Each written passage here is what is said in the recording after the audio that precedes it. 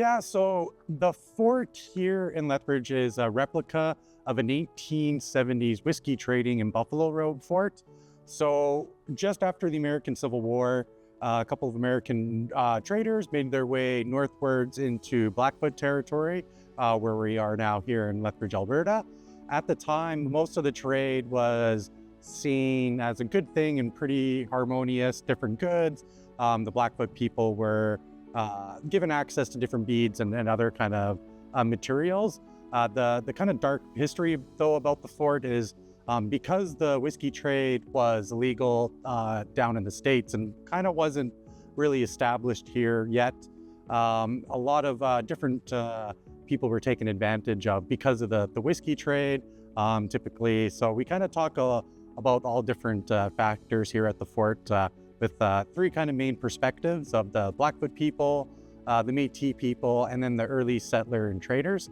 So yeah, kind of a broad, brief history of early southwestern Alberta. So when guests are coming to the fort and we kind of go through three different kind of histories, or timelines, I should say. So you have pre-contact, before the traders and everything kind of came up. Then we kind of roll into that early 1870s whiskey trading. The original fort itself was only operated for about 4 years.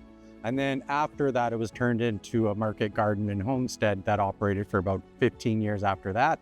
So as visitors and guests are coming into the fort, they'll kind of see some of that garden component in our front area, livestock. As they come in, then we have a specific brand new gallery that's only about 2 years old, and it's all about the Blackfoot people, what they're doing today, their stories of the past, and different lessons that we can learn from them.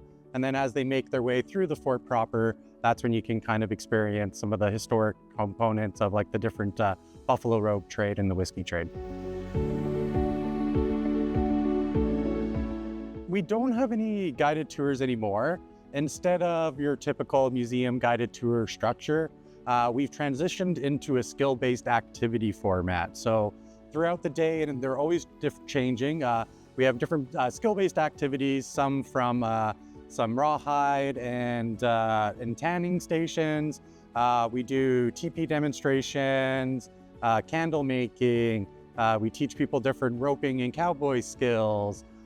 So it kind of changes day to day, and we're looking to add new programs every year. This is our first year piloting this new structure, and so far it's been a good success. I think definitely during our off seasons. So we do some off-season programming that's a little bit more immersive. Sometimes it can be anything from pemmican making to different lodge building. We also offer wagon ride tours as well, so guests can experience what it's like to travel by animals, which is always fun, especially in this modern age.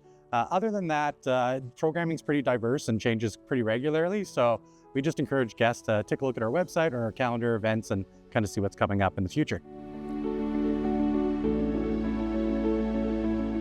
The Blackfoot people and the Niitsitapi are the peoples whose traditional territory that we currently reside on. They're first and foremost when we're building new programming, developing kind of new activities for folks.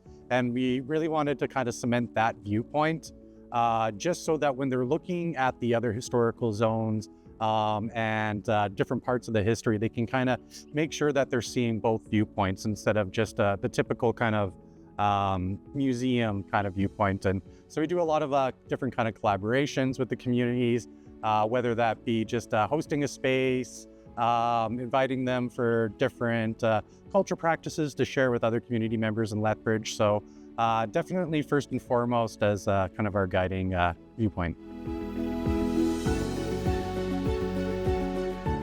Especially for people that are visiting from out of the area, there's a little bit of cowboy in everyone. So when you're coming down and you're kind of visiting the fort, you can look forward to kind of experiencing like that kind of old school way of living off the land, learning more about the local nation whose territory that we reside on, and as well as like the different kind of not different viewpoints, but like kind of the different parts of history kind of converging into the area. And people might not have realized that almost like kind of which different ways it could have gone. So there was kind of a large influence of Americans coming up at that time. Canada was a very young nation, so they were just establishing their presence out westward. And so, you know, a couple different things happened, and it could have been a completely different country we're living in right now. So I think it's also just important to kind of get a sense that the history, especially where you might not think of it, is a little bit more interesting than you think.